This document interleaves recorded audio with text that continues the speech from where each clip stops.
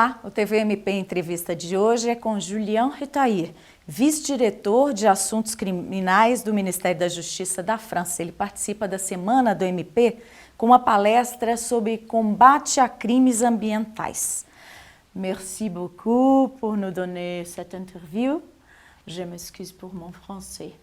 If you don't mind, I'll ask you in English and you can answer in French. Is that okay? Thank you, merci. What is the French policy to combat environmental crimes? Alors la politique française de lutte contre les atteintes à l'environnement, je dirais qu'elle repose sur trois grands principes. Le principe de la dissuasion et de la prévention qui nous amène à développer une stratégie très proactive pour faire en sorte d'éviter que les atteintes environnementales ne se commettent avec une étroite coopération avec les services administratifs qui sont là pour fixer et contrôler que les normes environnementales sont bien respectées, notamment par les grandes entreprises. Le deuxième grand principe, c'est celui de la spécialisation de la réponse et la spécialisation des acteurs judiciaires qui vont traiter des infractions environnementales.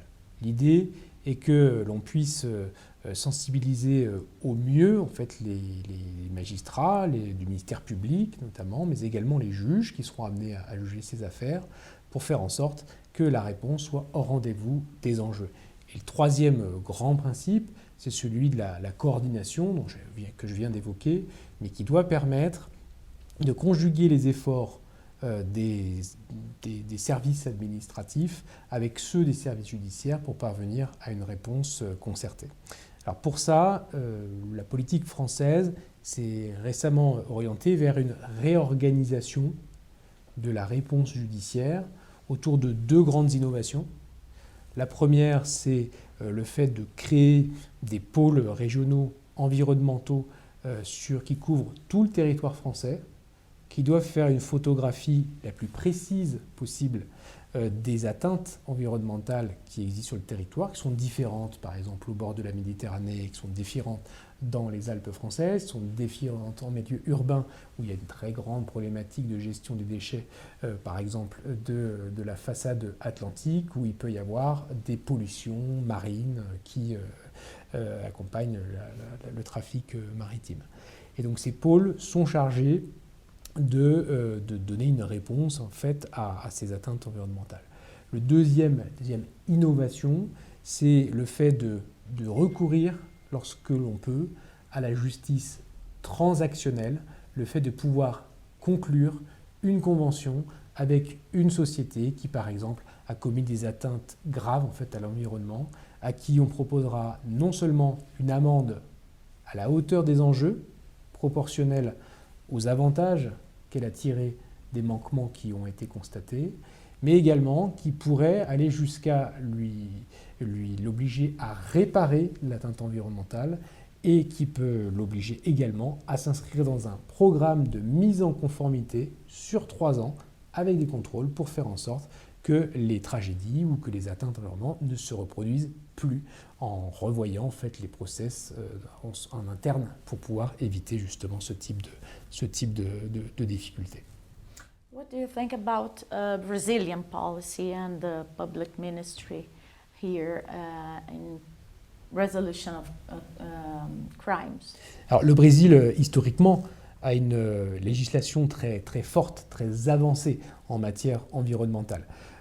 Pour plusieurs raisons. D'une part parce qu'elle est historiquement en proie à des phénomènes importants d'atteinte. On pense bien sûr à la forêt amazonienne et à toutes les déforestations qui créent des atteintes irréversibles à l'environnement.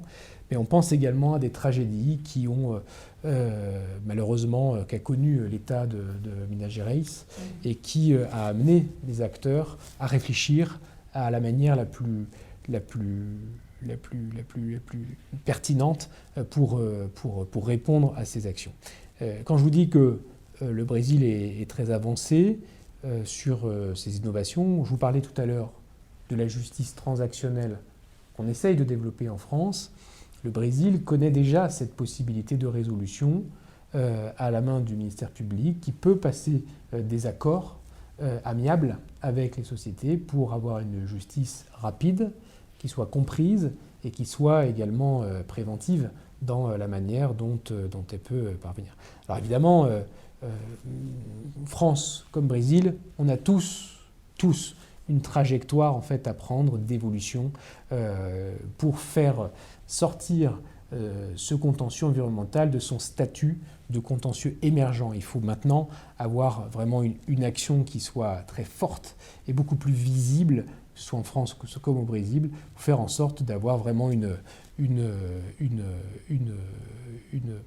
véritable publicité qui soit donnée à la force de la répression et à la force du coup de la dissuasion. Beyond these mining tragedies we have in our state, we have in the country some problems with illegal mining. France and Brazil have a mixed cooperation commission to supervise rivers and combat environmental crimes on the border between Brazil and French Guiana, especially in the region of Amazon, where illegal mining is one of the main threats. How does it work and what contributions has it brought? C'est un point majeur puisque c'est un point de rencontre, l'orpaillage illégal entre la criminalité organisée et la criminalité environnementale. Nous savons que le développement en fait, de la criminalité liée à l'extraction par tonnes de tonnes de la forêt amazonienne et de la forêt sur le plateau des Guyanes, donc en Guyane française, au Suriname également, mais également sur la partie brésilienne, crée des dommages irréversibles pour la nature, par l'utilisation notamment des produits tels que le mercure qui permet d'extraire l'or, de révéler l'or et qui est déversé sous forme de boue toxique qui porte une atteinte irréversible non seulement à l'environnement mais à la santé de tous les habitants qui longent le fleuve, que ce soit du côté du Suriname, que ce soit du côté de la Guyane française et bien sûr au Brésil.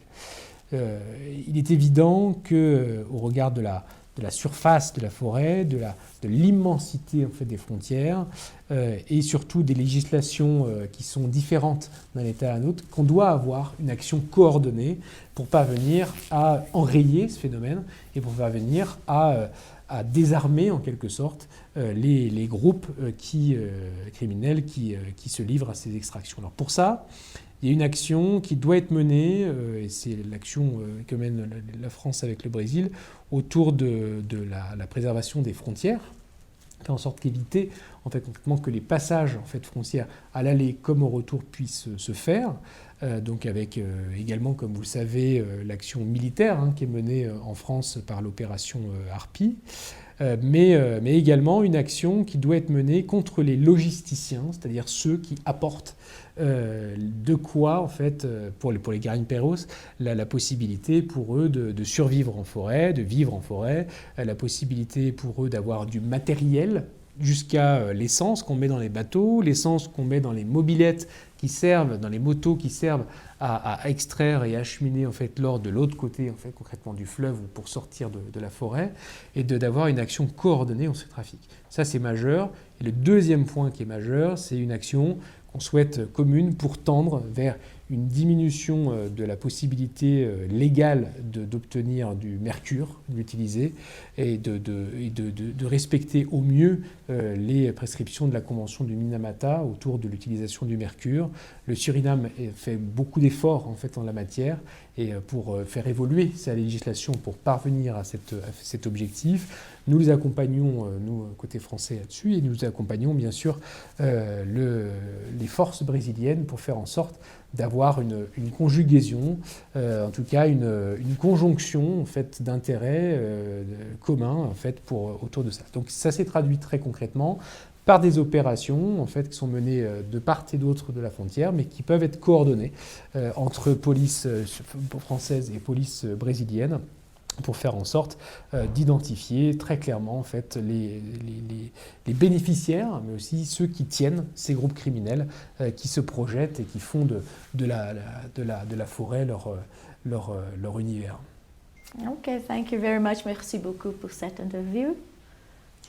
Obrigada.